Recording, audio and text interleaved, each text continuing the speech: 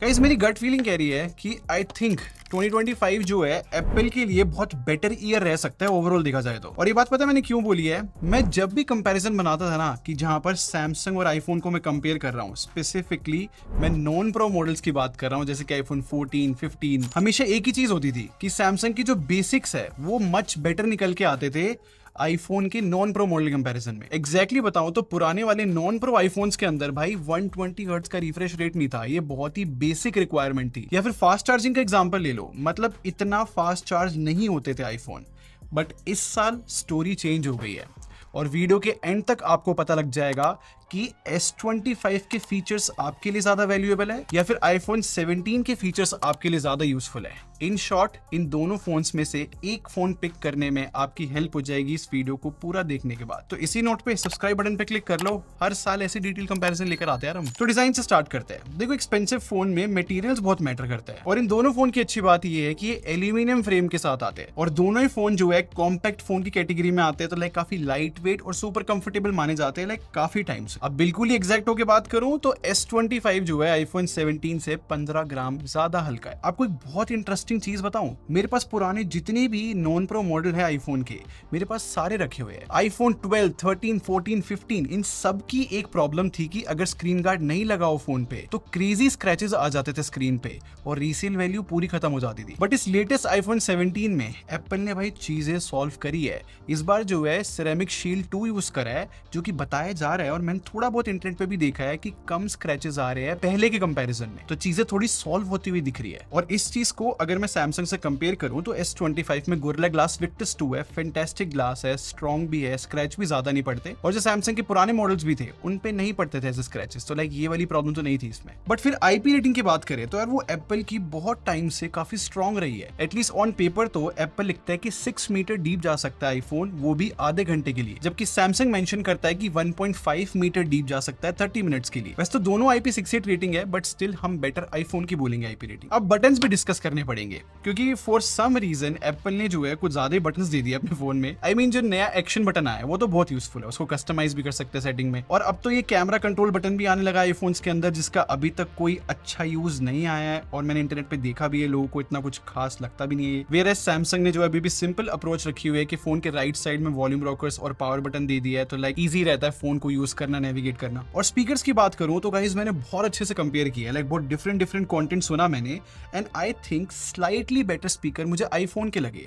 खैर वो अलग बात है कि मैं बिल्कुल ही टेक्निकल होके बता रहा हूं क्योंकि दोनों फोन के स्पीकर काफी अच्छे बोले जाएंगे प्राइस के हिसाब से। सिमिलरली डिस्प्ले कंपेयर करूं ना गाइस, तो इस साल एप्पल ने भाई फाइनली बहुत अपग्रेड्स करे हैं यहाँ पर, जो कि काफी वर्दी है। और एक इंटरेस्टिंग चीज बताता हूं, मैं जब इस कंपैरिजन के लिए टेस्ट कर रहा था दोनों फोन की डिस्प्ले, तो मुझे लगा हाँ एकदम सिमिलर स्क्रीन साइज है, लेकिन साइड बाय साइड आपको रख के दिखाता हूँ। जो आईफोन है ना वो 6.3 इंचेस है और सैमसंग 6.2 इंचेस है, तो लाइक बिल्कुल 0.1 इंच का फर्क है। इनफैक्ट एप्पल ने इस साल जो है बेजल्स भी कम करे, अब सैमसंग जितने पतले कर दिए, तो स्क्रीन दोनों बहुत सही लग रही है। और फाइनली इस साल हम बोल सकते हैं कि भाई दोनों फोन जो है 120 हर्ट्ज के रिफ्रेश रेट के साथ आते हैं।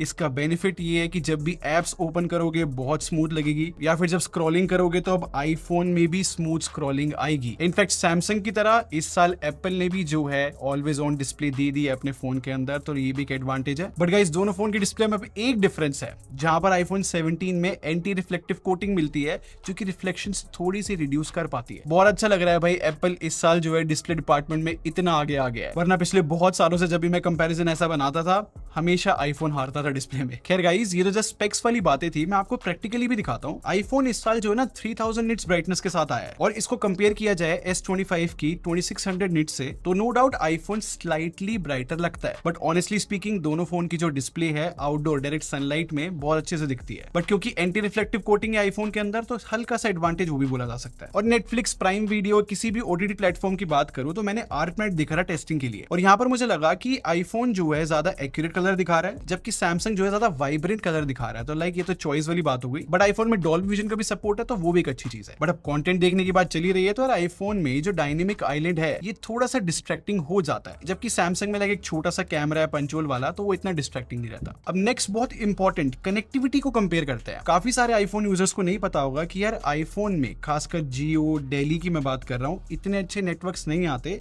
जब हम सैमसंग से कंपेयर करते हैं तो। और ये बात मैं प्रो मॉडल्स के बारे में भी कर रहा हूँ, और मैंने अपनी वीडियोस में हमेशा बताया है कि यार एप्पल के फोन्स में बेस्ट नेटवर्क्स नहीं आते। आई थिंक ये चीज एप्पल को पता भी है, इसीलिए जो नया आईफोन 17 प्रो मैक्स आया है उसके अंदर नेटवर्क्स इंप्रूव होते हुए दिख रहे हैं। बट गाइस आईफोन 17 की बात करूं तो यार मैं फिर से S25 से कंपेयर कर रहा था।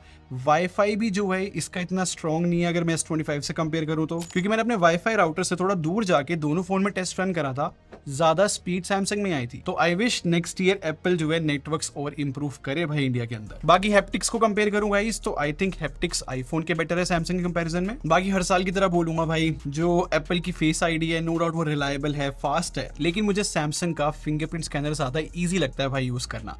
किसी भी सिचुएशन में लाइक जस्ट फिंगरप्रिंट लगाया खुल गया। और ऐसे ही गाइस मैंने बहुत डिटेल में परफॉर्मेंस कंपेयर करी है इन दोनों फोन की। अब रेफरेंस के लिए बताऊं तो आईफोन 17 में नया A19 प्रोसेसर है, और सैमसंग में भी स्नैपड्रैगन का फ्लैगशिप प्रोसेसर यूज करा हुआ है, स्नैपड्रैगन 8 Elite। दोनों ही प्रोसेसर जो है 3nm पे बेस्ड है, ये चीज अच्छी है काफी। और रैम में डिफरेंस है, मतलब आईफोन जो है 8GB रैम के साथ आता है और सैमसंग 12GB। बट स्टोरेज की बात करूं तो जब मेरे पास फर्स्ट टाइम आईफोन 17 आया ना तो वो 512GB स्टोरेज वाला वेरिएंट था, और ये जो वेरिएंट है इसके अंदर स्टोरेज की स्पीड बहुत ज्यादा है गाइस। बट क्रेजी बात पता है क्या है, आईफोन 17 का जब मैंने 256GB वाला वेरिएंट खरीदा तो मैंने देखा यार उसकी स्टोरेज की स्पीड काफी ज्यादा कम है। और ये पैटर्न हम मैकबुक एयर में भी देखते हैं, जहां पर एप्पल ऐसा करता है कि भाई बेस वेरिएंट की स्टोरेज स्पीड ज्यादा नहीं होती। तो इस चीज का ध्यान रखना आईफोन 17 खरीदते समय। बट स्टिल मैं आपको कंपैरिजन दिखाता हूं, मेरे पास S25 भी जो है 512GB वाला वेरिएंट है, और इस स्टोरेज स्पीड देखो थोड़ी सी ज्यादा स्टोरेज स्पीड सैमसंग की है। और परफॉर्मेंस का थोड़ा आइडिया लगाने के लिए जब मैंने इन दोनों फोन्स में बेंचमार्क्स रन करे ना गाइस,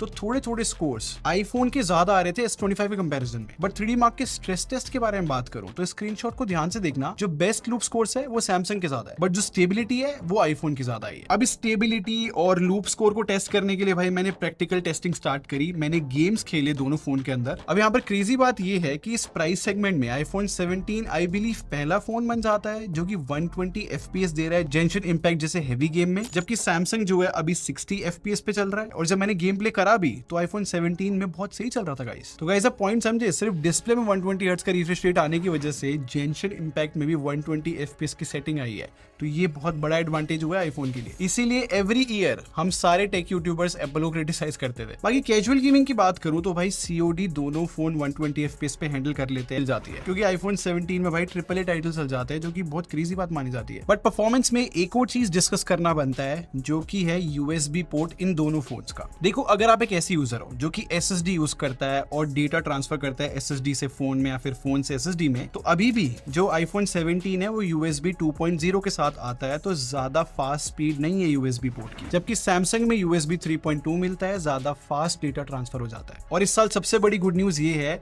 कि इतनी अच्छी परफॉर्मेंस देने के बाद भी ये दोनों फोन हीट नहीं करते हैं। जैसे आपको याद होगा जो पुराने नॉन प्रो वाले आईफोन्स थे वो बहुत हीट अप कर जाते थे, अब ऐसा नहीं है आईफोन 17 में। और गाइस बैटरी डिपार्टमेंट की बात करूं तो वैसे तो एप्पल कभी भी डिस्क्लोज नहीं करता कि कितनी mAh की बैटरी है फोन के अंदर, और फिलहाल आईफोन 17 में ये जो नई iOS 26 आई है ये अभी अनस्टेबल चल रही है, और मैं एक अपडेट का वेट करूंगा तब आपको एग्जैक्ट स्टैट्स बताऊंगा कि भाई किसका बैटरी बैकअप ज्यादा अच्छा है। अभी के लिए इतना समझ सकते हो कि दोनों फोन फुल डे चल सकते हैं। बट जैसे कि आपको पता होगा इस साल एप्पल ने जो है आईफोन 17 में फास्ट चार्जिंग दी है, तो इस चीज को टेस्ट करने के लिए मैंने S25 और आईफोन 17 का चार्जिंग टेस्ट ये रन करा है। दोनों फोन में 5% बैटरी थी और मैंने PD चार्जर से कनेक्ट करा था। 20 मिनट्स बाद मैंने चेक करा, सैमसंग 42% चार्ज हो गया था, जबकि आईफोन 51% चार्ज हो गया था। फिर मैंने पूरा 100% होने का वेट करा, वहां पर सैमसंग जल्दी चार्ज हो गया 1 आवर 17 मिनट्स में, जबकि आईफोन 17 ने 1 आवर 22 मिनट्स लगा। अब एक और चीज यहाँ पर आपको पता होनी चाहिए कि एप्पल ने एक नया चार्जर भी लॉन्च करा है अपनी फास्ट चार्जिंग के लिए, जो कि इंडिया में अभी अवेलेबल नहीं है।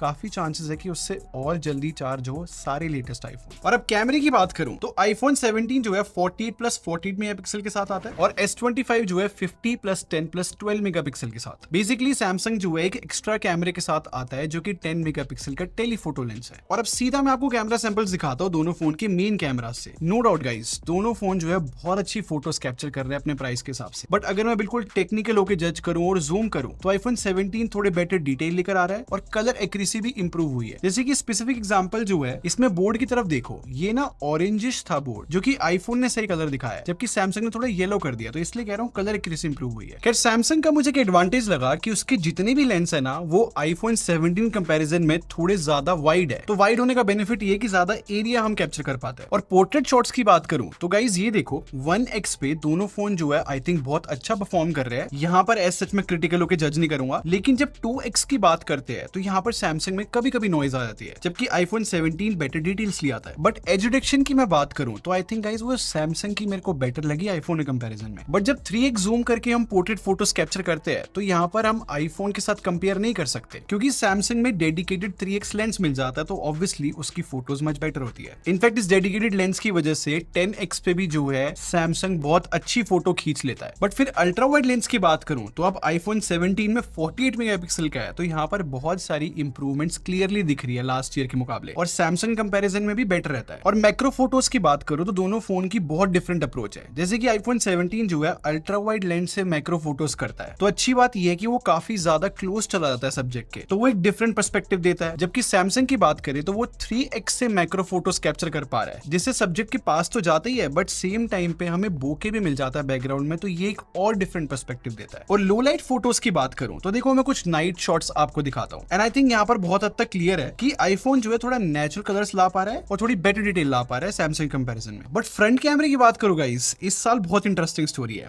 देखो एप्पल ने जो ये नया 18 मेगापिक्सल का फ्रंट कैमरा यूज करा है ना, इसके एडवांटेजेस तो है जो कि अच्छे से मैं बताऊंगा, बट एक बार साइड बाय साइड कंपेयर करते हैं सैमसंग के 12 मेगापिक्सल फ्रंट कैमरे से, और आप खुद देखो गाइस दोनों फोन जो है आई थिंक बहुत अच्छी सेल्फी कैप्चर कर रहे हैं, तो ऐसा यहाँ पर कुछ भी पिन पॉइंट करने को नहीं है। बट जैसे कि मैंने बताया कि आईफोन नए फ्रंट कैमरे के साथ आ रहा है, तो इसका एडवांटेज देखो यार, जस्ट मुझे एक क्लिक करना है और इतना वाइड हो जाता है कैमरा, क्योंकि नया स्क्वायर कैमरा सेंसर यूज करा है। तो जब भी ग्रुप सेल्फी कैप्चर करोगे ना तो इसमें सेंटर स्टेज है, तो ये काफी वाइड हो जाता है। और ऑब्वियसली गाइस इसका एडवांटेज जो है फ्रंट वीडियो में भी दिखता है आईफोन 17 के, जहां पे मैं व्लॉगिंग कर सकता हूं बिना फोन को लैंडस्केप करे। और बैक कैमरे से वीडियो रिकॉर्डिंग की भी बात करो ना गाइस, हाँ सैमसंग जो है 8K शूट कर लेता है, ये बहुत अच्छी बात है, लेकिन मैं आपको वीडियो रिकॉर्डिंग दिखाता हूँ 4K। अब साइड बाय साइड जब मैंने देखा ना, आई थिंक आईफोन जो है अच्छा परफॉर्म करता है यार, HDR की परफॉर्मेंस भी बहुत अच्छी है, तो लास्ट ईयर की तरह आज भी जो है आईफोन वीडियो बहुत अच्छी शूट करता है। और लास्ट सबसे इंपॉर्टेंट, अगर मैं सॉफ्टवेयर एक्सपीरियंस की बात करूं तो ये बहुत बड़ा टॉपिक है, मतलब एंड्रॉइड वर्सेस iOS, इसके ऊपर मैंने डेडिकेटेड वीडियोस बना रखी है। स्टिल अगर मैं कुछ नई बातें बताऊं, क्योंकि सैमसंग में One UI 8 आ चुकी है और आईफोन में iOS 26, तो थोड़ी बहुत चीजें चेंज हो गई है। अच्छी बात दोनों फोन की ये है कि ऐप ओपन और क्लोज करने में ना आज के टाइम पे दोनों फोन बहुत फास्ट हो चुके हैं, एनिमेशंस काफी स्मूथ हो चुकी है। और सैमसंग का एडवांटेज ये है कि ना कस्टमाइजेशन बहुत सारी मिल जाती है, और जो नई iOS 26 आई है ना उसमें भी कुछ कस्टमाइजेशन के नए फीचर्स आए हैं, मतलब आईफोन के हिसाब से तो काफी चीजें इंप्रूव हुई है, बट कस्टमाइजेशन में हम बोल सकते हैं कि सैमसंग बेटर है। बट अगर मैं सोशल मीडिया एप्स की बात करूं जैसे कि इंस्टाग्राम, स्नैपचैट, अगर हम स्टोरीज वगैरह रिकॉर्ड करते हैं ना तो वहां पर आईफोन बेटर क्वालिटी ले आता है, फिर बेटर जूम ले आता है। और सैमसंग में एक और एडवांटेज है कि हमें सैमसंग पे मिल जाता है, तो हम अपना क्रेडिट कार्ड स्टोर कर सकते हैं, तो इफ इन केस आप अपना क्रेडिट कार्ड कहीं पे ले जाना भी भूल गए ना तब भी टैप टू पेमेंट हो जाती है, तो वो एक बड़ा एडवांटेज है। आई विश ये एप्पल भी करे। और एआई की भी बात करूं तो यहाँ पर भी लाइक क्लियर एडवांटेज है सैमसंग के पास। आई मीन आप खुद ही एग्जांपल देखो एआई इरेजर का, जहां पर मैं इस पिक्चर में सनग्लासेस रिमूव करता हूं ना तो प्रॉपर आईज बना देता है सैमसंग का फोन, जबकि आईफोन ये नहीं कर पाता। और ऐसे एक और बेसिक एआई फीचर माना जाएगा कि लाइक कीबोर्ड में एआई होती है जो कि सैमसंग की मच बेटर अगर मैं आईफोन से कंपेयर करूं तो। कोई भी आपने पैराग्राफ लिखा है उसमें सारी मिस्टेक्स ठीक कर देता है, डिफरेंट टोन दे देता है। अब ये सेम फीचर आईफोन में भी है, लेकिन वो व्हाट्सएप में काम नहीं करता, तो दिक्कत होती है। ऐसे बहुत सारे एग्जांपल है कि लाइक सैमसंग की एआई बेटर है, और आपको इन जनरल भी पता होगा कि एप्पल थोड़ा एआई में भी पीछे चल रहा है। तो गाइज ये था कंप्लीट कंपैरिजन। आई होप आपने पूरी वीडियो बहुत अच्छे से देखी हो, जिससे आपको समझ में आया हो कि आपके लिए फीचर कौन सा इंपॉर्टेंट है। स्टिल मैं आपकी हेल्प करता हूं।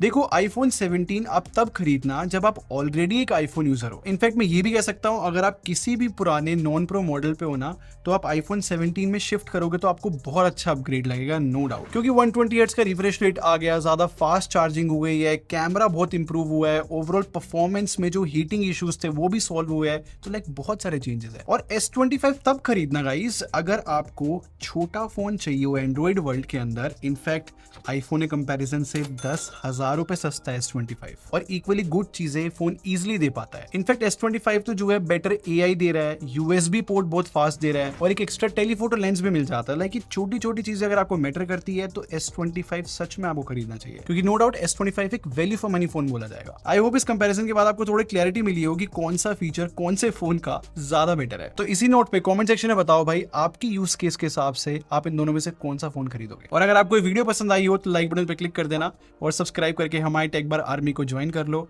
हम लोग क्वालिटी में बिलीव रखते हैं। अगले मिलते हैं। Thanks for watching.